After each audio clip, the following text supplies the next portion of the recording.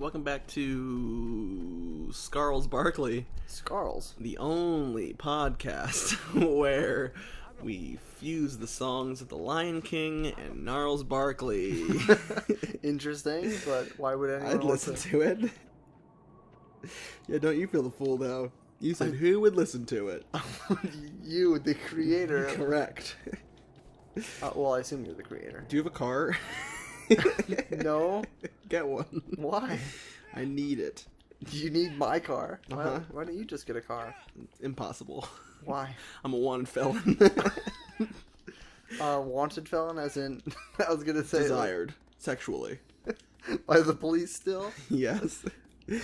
They want my body just like they want me in cuffs. In a sexual way. I think it's the same desire. Look, I love those boys in blue too, just not as much as they love me. Okay. You know what I'm saying? Where do I live? I figured it out. You figured it out? I figured it out. It was all a trap. It was a trap. I keep trying to type in my street name, but I keep just typing roll over and over again. And adding more L's. Roll. Roll. You have real gambling problems. It comes out in your typing. Come on, man. It's got to roll. Okay. I think I know where the snake man is. He's over. I don't like that. So I think I know where the snake man is. He's there. That's very informative. Light bringing. Light to bringing. It sounds like a weird, like, teen novel, coming of age thing. Light bringer. Did you see what happened at the light bringing? Mama Patrice. Mama Patrice. Mama Patrice. Did you see the light that was brought? Did I? I did, child. Very manly mama. You see. Well, in this world, you know how, in every one of those, teen dystopic novels, there's always, like, everyone gets sorted into, like, groups. Houses? Yes. Mama is one of those groups. Okay. It's the Mamas, the Papas, the Beatles, the Rolling Stones, Led Zeppelin. These are really weird. And, Calypso on Fire. Calypso on Fire? Yeah, that's the chosen group they don't speak of. They don't speak of that seems hard to avoid. And our main heroine, who is addicted to the stuff, may I mention. Addicted to women? Yep. She discovers that she is a Calypso on Fire. At the light bringing, of course. Okay. See, the light is brought, and it is there, and then she sees it tattooed on all of her flesh. It's just the words, All Calypso of her Light Bringo. Bringo. Light Bringo. Misspelled. She should have gotten it checked.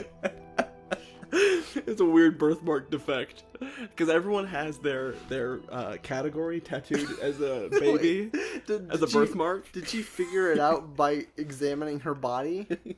Well, when the light is brought every fortnight, it's not that big of a deal, to be honest. When the light is brought, the light shines on their bodies, and they see what their birthmark says, and that's how you're sorted into your group.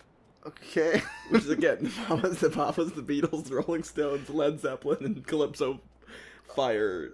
Calypso on Fire. Calypso on Fire, right. I want to hear the plot of this story. Alright, so our heroine, Snurf. Okay. Great. Snurford Langston. Is it happen to be a professor? No. She's a Calypso on Fire. But her mom was a, Mama. Okay. Mama Randolph. Mama Randolph. Uh-huh. And her dad, well, her dad was also a mama. Which is, because only And that's people... alright, okay? Having In two fact- mamas is fine. Actually, only people within their own class can marry. So only Mamas can marry, only Papas can marry, only Beatles can marry, only Rolling Stones can marry, only Led Zeppelins can marry, and only... Well, there are no Calypso on Fires, so they think. Turns out later we find out there's a whole gang of Whole Calypso gang. on Fires. They wear leather jackets and everything, they snap. But the difference is she's the chosen of the Calypso on Fire because hers is misspelled. It's a weird plot, but okay. I'll allow it. It says Calypso Brigo or something, right? Yeah. Oh, it's like Calypso on Fire from the Light Bringo. And so at like the 16th light bringing in the series, which is in the first couple pages, because it's all the time. Every fortnight. See, what happens is the world they live in, which is a post-apocalyptic Oklahoma City. Okay. The sun only comes out every 2 weeks. This is, by the way, can I mention this most terrifying boss so far? Yes. Uh-oh. This is a nightmare. But anyway, so, what was I saying? Post-apocalyptic Oklahoma City. Yes. Oh, the sun only comes out every 2 weeks. So that's the light bringing. Okay. Because they live in a giant dome. Oklahoma City is in a dome. Okay, this became even stranger. And so every 2 weeks, the ruling class, the Beatles, Okay. they open the dome for 45 minutes to bring the light in. And that's the light bringing. For 45 minutes? They get 45 minutes of light every 2 weeks. Okay. Ow, I'm being shocked. That's what a fortnight is. It's 2 weeks. Oh, okay. Sniffles. Yeah, I sniffled his electricity out. Do you have any more questions about this world? What's the main goal? So, obviously, the Beatles and Rolling Stones are in a class warfare. It's been going on at the home city, the Citadel, The Citadel? which is of course post-apocalyptic Oklahoma City Thunder Stadium. You know, where the Thunder used to play. Yes. Yes. And they have a whole shrine to Russell Westbrook there. But it's like the head's ripped off, and it's very metaphorical. Anyway, so the Beatles and Rolling Stones are in a constant warfare in Oklahoma City. But the Beatles are in charge, but the Rolling Stones are like the underground movement. But even more underground, that everyone's searching for, is this group of Calypso fire... What is it? It goes on fires. Goes on fire, yes. Yes. So everyone's hunting for them because it is foretold in the scrolls that once every 2 fortnights, a Calypso on fire will rise to the occasion and kill a Beatle. Okay. It says in the scrolls, John will be dead. John, does he die at the end? No, Paul dies at the end. Yeah, and Paul is, as we all of course know, the leader of the Beatles. Yes. But there's a lot of rivalry between he and his second in command, John. Okay. Because, Paul comes from the beautiful family and is very, attractive and looks the type, but John is more of, the actual leader behind the situation. Okay.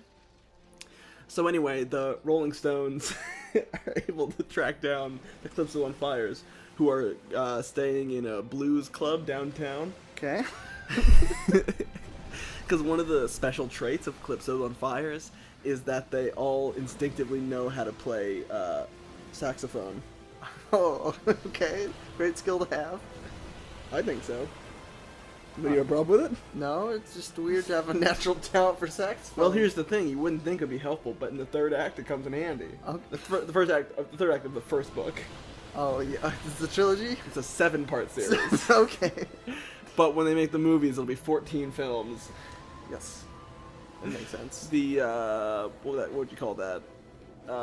What's 14 in Latin? I don't know. I don't know. But it's one of those. Elegy. It's a 14 elegy. But yeah, the saxophoning comes in handy because it turns out the force field surrounding the dome that the Beatles are able to open every fortnight is weak against a specific frequency. Okay. And that frequency is when they play Baba Black Sheep on the saxophone. Okay. So it's not even about that hard of a song. But once the fabled song is performed, the force field will fall, and they can bring their own light for the first time in 13 fortnights. I really want to read this in actual book form. It's like weirdly funny, but it's like more put together than a lot of teen novels. Yep. Any more questions? Yeah, what should I do? I've been. Well, I don't know what. And of course, the groupings are not called groupings. That'd be crazy. They're called dividends. So what dividend are you in? I get to choose. I thought it was genetic. No. Have you? It is. Have you been there for a light bringing? Have you? Have you been in the arena for a light bringing? Well, my light bringing is coming up. Tonight. Are you 2 weeks old? Less than 2 weeks old.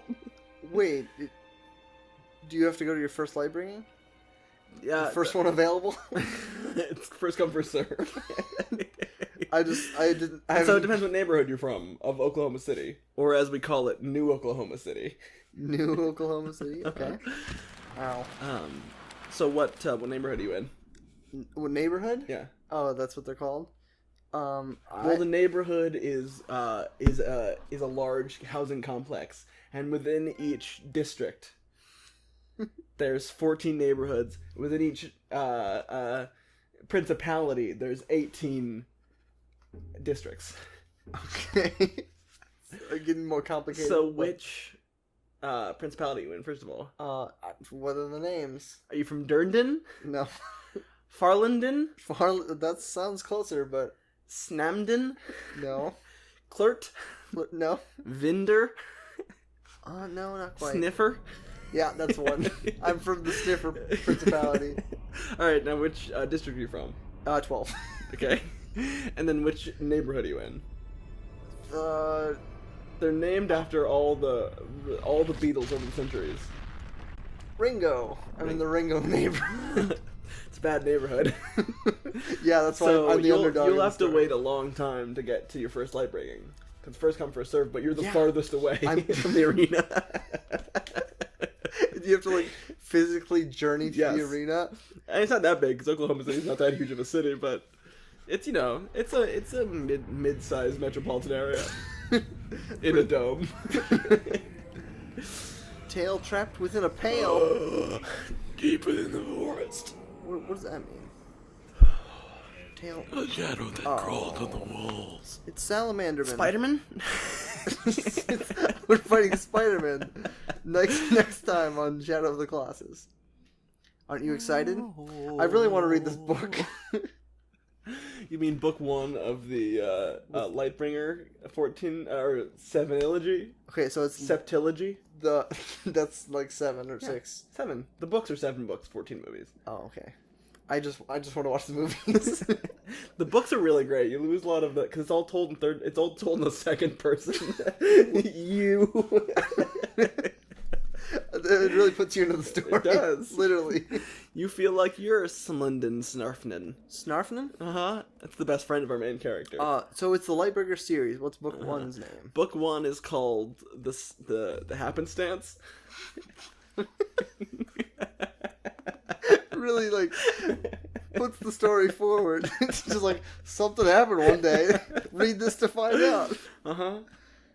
Okay, so what's our sponsor? Our sponsor is Random House Books. Because do you want just a house to put your books in? How about that one? That's kind of out there as the houses go, but it's pretty good. No penguin.